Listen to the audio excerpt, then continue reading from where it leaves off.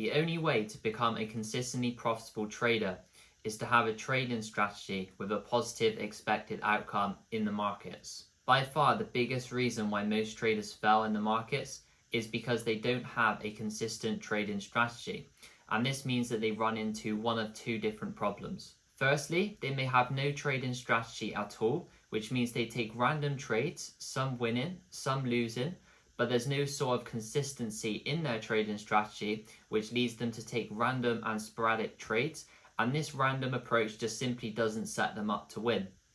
Now, the other problem may be strategy hopping, which is when a trader develops a good strategy, but eventually they hit a losing streak, and instead of simply working through the losses, they hop to the next strategy and hope that the next one will not lose any trades whatsoever. And this cycle just consistently repeats and repeats until eventually the trader gets frustrated and just quits altogether. So it is the lack of a strategy which causes most traders to lose. And the only way to save your trading results is to develop a consistent trading strategy and plan, which you can implement over and over again in the markets. So in this video, I'm going to lay out a trading strategy for you guys, which will be the only system that you guys ever need in order to start generating profits in the markets. Now, this system is going to be a fully price action based system, which means that we won't be involved in any indicators and we will only be focused on the charts. This is because the charts are the most direct way to look at the markets and they give us the most insight into what price is doing right now. We will also be keeping things incredibly simple, which means that we won't be focusing on any complicated macroeconomics, no fundamentals, no politics, and no external data. This is a pure price action focused strategy, which means we're only looking at the charts. Now, like with any trading strategy, we are guaranteed to lose some trades, but the key here is that in order to achieve profitability, we know that we're going to win some trades, we're going to lose some trades, but the winners are always going to be bigger than the losers. This way we have a positive expectancy in the market, so over the long run, it's expected that we will make money. So simplicity and a strong balance of those profits and losses is essential to this system, and it is essentially what this system is all about. So let's head over to the charts and I'll show you exactly what the system entails. So the basic premise of this strategy is going to be market structure.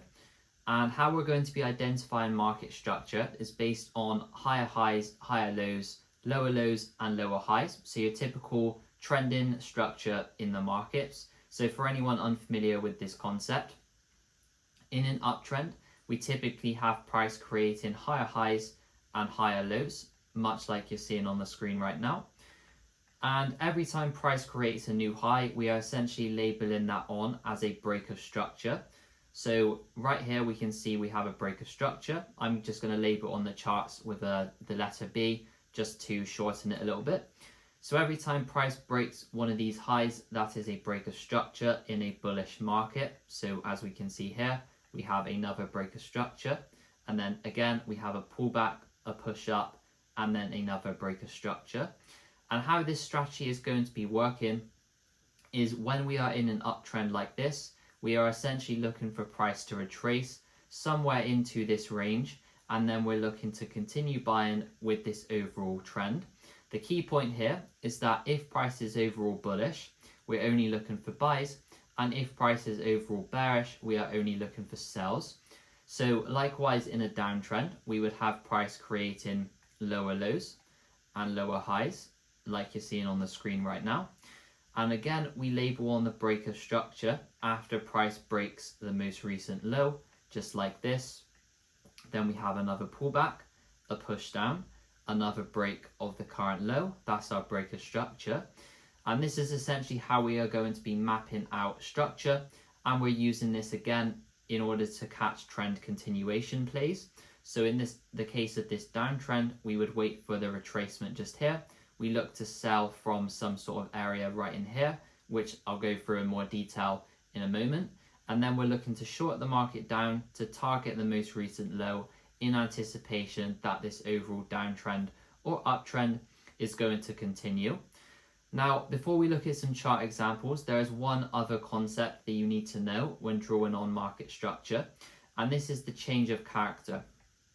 So the change of character is essentially an indication that the trend is reversing, So in an uptrend, this is essentially when price breaks the most recent higher low, in this case this low right here, forming a lower low, and then we anticipate price to then continue lower after a pullback. So that is to say, the break of this first higher low in the uptrend is an indication that price may reverse from this uptrend and form a new downtrend. And we label this on like so as a change of character. I've shortened it to the letter C just to make it a little bit clearer. In a downtrend, it's the same thing, but we are looking for a break of the most recent lower high, followed by a retracement to then continue buying up in anticipation that this downtrend has now come to an end and price is likely to flip back bullish. So we are now looking for buys. Again, the key point here is that we are only looking for buys when the trend is bullish, and we're only looking for sells when the trend is bearish. So once we see this indication that market is moving higher and that the downtrend has potentially reversed, we are now only looking for buys after a retracement rather than trying to catch the sells just here. So let's have a look at a recent example on the chart. Right here we're on the 1 hour time frame, and we can see some very clear downtrending structure. So if we draw it on, we can see that price retraced. We then had a push down, breaking that most recent low. So that's our breaker structure. We then had a pullback, followed by another push down, breaking that low. We then had another pullback, push down, again, breaking that low. So we can begin to mark on these structure points as breaks of structure, just like this, as I'm doing on the charts right now. Right, so that is a downtrending example of market structure. And in this sort of situation, what we would be looking for would be to, let's say price was right here. We're then looking essentially for price to pull back into an area, and then we're looking to short the market down to target that most recent low in line with that downtrending structure, and in anticipation that this trend is likely going to continue until price reaches a key higher time frame area, which again we'll go through in more detail later on. So an uptrending example is just the reverse of that. So if we go back to here, we can see that in this case price was actually printing higher highs and higher lows, and we were in a very much bullish trend. So a good example of a change of character can be seen here as well, where we went from this downtrending structure, right? But once we got to here, price formed a lower low, but then we actually broke past that most recent lower high, forming a higher high. And this is your indication that the trend has now changed, and now we are looking for buys. We then had a pullback, push up, pullback, push up, and so on and so forth. This trend continued for a while. Another pullback, push up, breaking that high to the left. And in this case, again, we can begin to mark on the structure. So here we had our change of character. We then had a retracement, push up, break at that high. That's our breaker structure. Up here, we had a pullback, push up, breaking that high. Again, that's our breaker structure. And this uptrending structure just continued for a while. So all we would have been doing in this scenario would be waiting for a retracement into an area to continue buying in line with that overall bullish trend, until up here when we saw that price clearly reversed. It went from printing higher highs and higher lows like so to lower lows and lower highs. In this case then we would be looking to capitalize on this and short the market, as opposed to trying to fight the trend and buy when price is in a downtrend. So the basic premise of this strategy is to identify this market structure on the higher time frames, get an overall sort of concept of the overall direction, and then look to trade in line with this direction from some key areas. So that's the theory of market structure. That is the foundation of everything we are going to do, and the basic premise of what this strategy is based on. Once we have an idea of the direction of the market and where price is likely heading, we can then begin to actually have a look at potential trading opportunities. And this brings us over to the next concept which I'm going to be using in this system, a concept known as supply and demand. Now, to explain what supply and demand is real quick, basically the markets are driven by a battle between buyers and sellers, or that's at least how you can think of it. So when we have more buyers than sellers, or when there is more buying volume than selling volume, market tends to move up. And when there are more sellers in the market, prices push down as that selling volume overpowers the buying volume. And how you can think of this is based on the well-known theory and concept of supply and demand as you would see it in everyday life. For example, if there is high demand for, let's say, a vehicle such as a car, this asset price will go up because people are willing to buy it at a higher price. If nobody is willing to buy it at that price, the price tends to go down, and then demand once again comes back in, drives the price up to a market accepted level. Likewise, if there is low demand for an asset at a particular price, price is going to go down as nobody will be willing to purchase that asset at that particular price. It's the same thing in the Forex markets, except the asset is slightly different. The asset is the currency pair you are trading, or the commodity pair, the stock, whichever asset you are trading.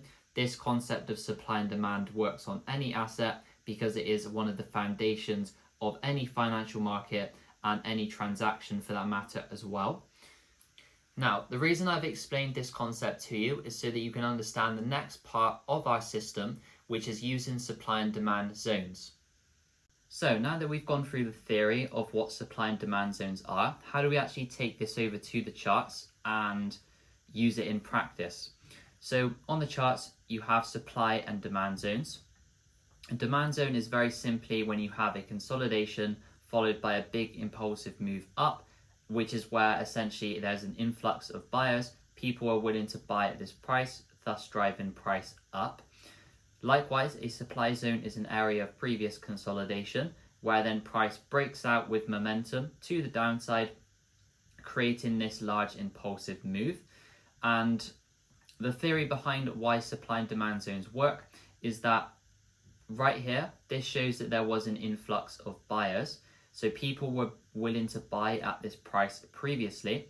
So the theory is that if price comes back down into this level, people will be willing to buy once again.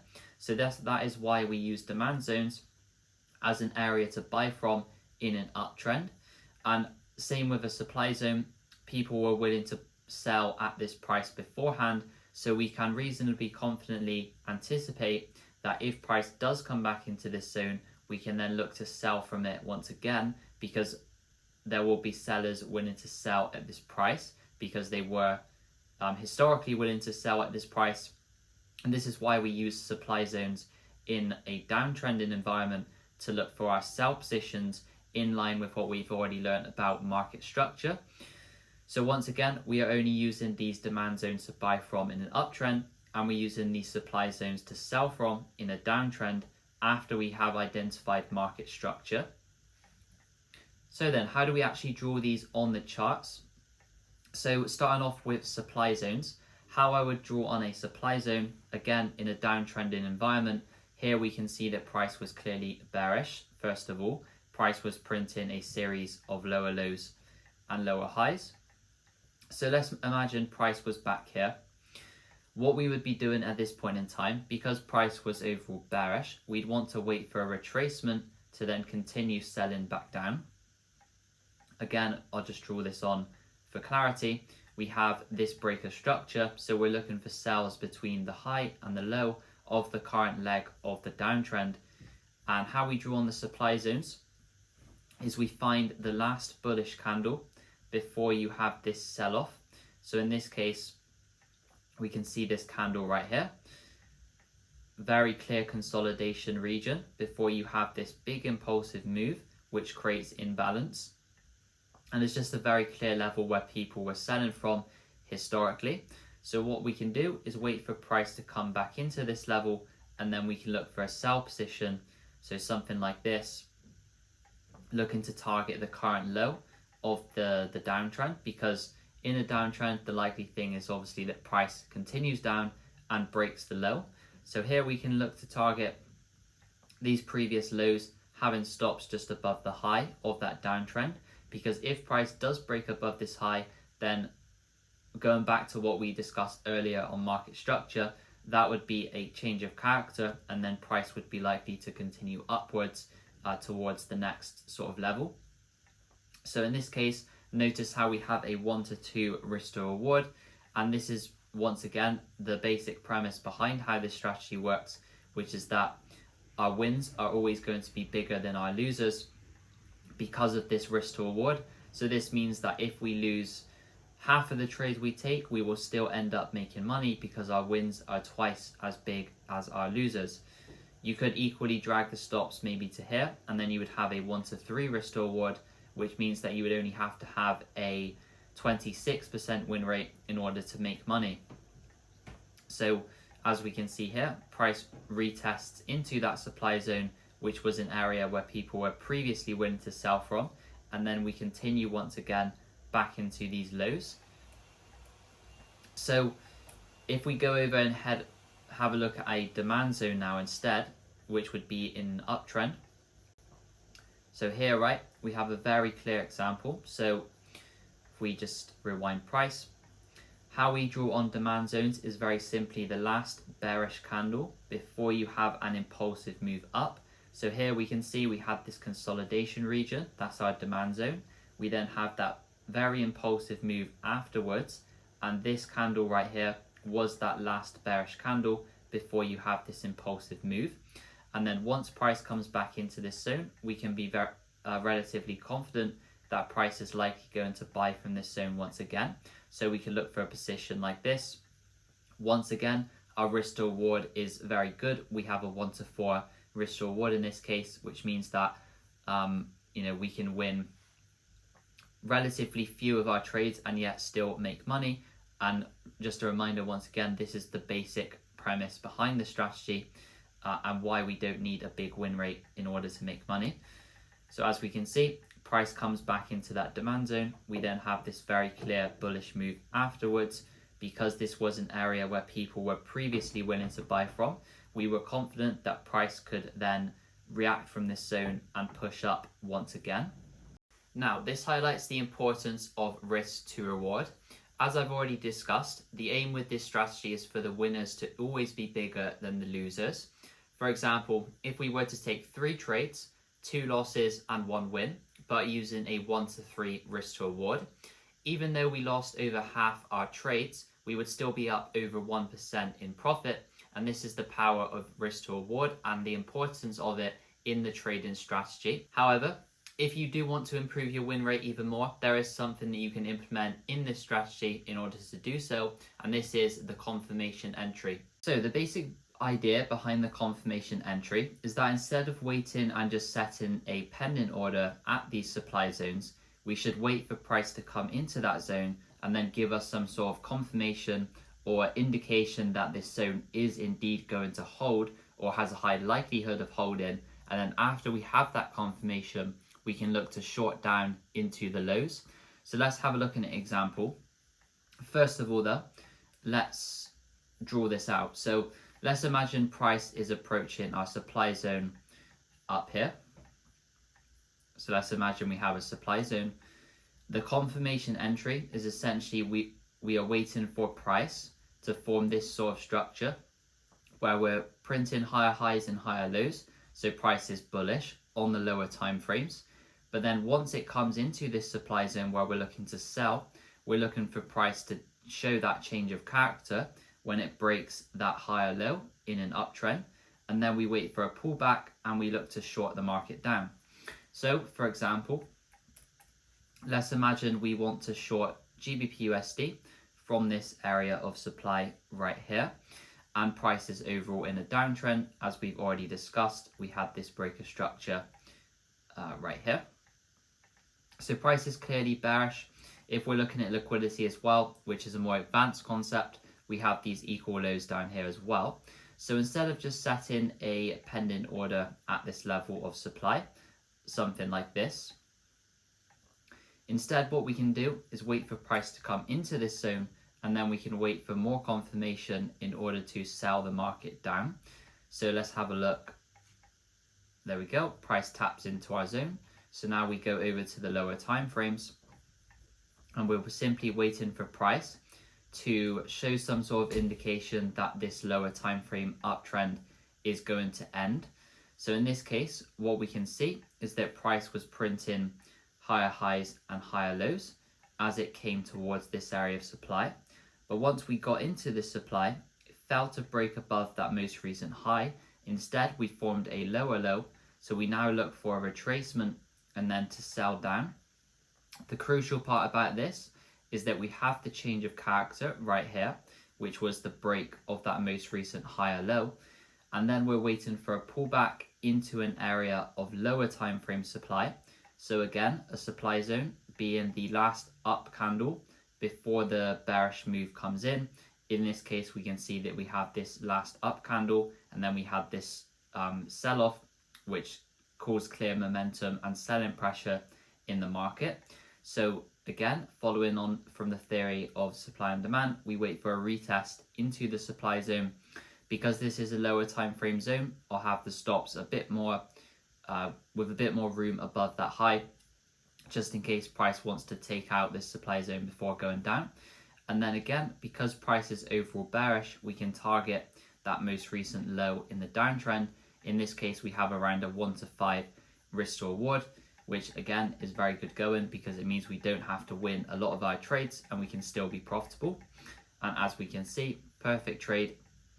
Price played out very nicely. Of course, this is not always going to happen and you will still get some losses, but the power with this risk to reward is that you don't need to win all of the trades and you only need to win around 20% or so of the trades in order to actually make money. But with this confirmation entry, I guarantee your overall win rate will improve as opposed to just setting limits on these supply and demand zones. Another thing as well is that if you did set a limit on this supply zone like this, the risk to reward is very small in comparison, whereas because we just waited for that lower time frame entry, we basically tripled our risk to reward as well. So as a trader, we need a strategy so that we know exactly what we are doing every time we come to the charts. Every trade should look the same and follow the same set of consistent criteria every time we come to take a position. We do this because if our trades follow the same set of criteria, the trades are repeatable, and this allows it and makes it much easier for us to form a statistical advantage in the market by winning more on the winning trades and losing less on the losing trades, which gives us an overall positive expectancy in the market. So some final notes on the strategy. I've personally found this strategy with the confirmation entry to have around a 50% win rate, which means that over the sample of around 100 trades, you're expected to win 50, lose 50, but because of that risk to reward, you will have an overall positive expected result in the market and you will almost guaranteed to make money. One thing we can do though in order to increase our win rate is avoid these choppy sort of market conditions. So ideally we want to only be taking trades when we see a clear uptrending or downtrending market, and avoid situations like this where price really isn't doing much and we're just in this choppy range. These are the sorts of conditions which may cause you to lose 1, 2, 3, 4 or 5 trades in a row and are likely to just detriment your results rather than benefit them in any way. So this strategy, along with any other strategy you come across in the markets, will not give you trades every single day. Sometimes you'll be waiting a few days, sometimes a week, sometimes maybe even 2 weeks. But the key point here is that I want you to understand this so that you don't get impatient in the markets, and that waiting a few days for one trade is a completely normal thing and is how we make money in the market. Because if you do just wait for those perfect A+ quality setups, you will make money longer term following this statistical edge that we have based on this system. So I have just given you a crazy amount of information in this one video, but there is definitely still a lot more to learn. So following on from this video, you basically have one of two options. The first one is to go back through some of my more detailed and advanced YouTube videos going into more detail about the individual concepts within this strategy. Step 2, however, is if you want to go deeper with this, if you want my full 10+ hour course, you want daily updates and market forecasts, live calls, all of my trading resources included in my trading journal, backtesting spreadsheet, and prop firm trading plan, then I will leave a link in the description below so you can check out the academy which I offer in the description box. That's the fastest way to start winning and become profitable in the markets. But if you aren't ready yet, check out this YouTube video. I'll put it up on the screen here, and it goes into more detail about some of the foundations that we've covered in this video. So thank you guys for watching, and I will see you in the next one.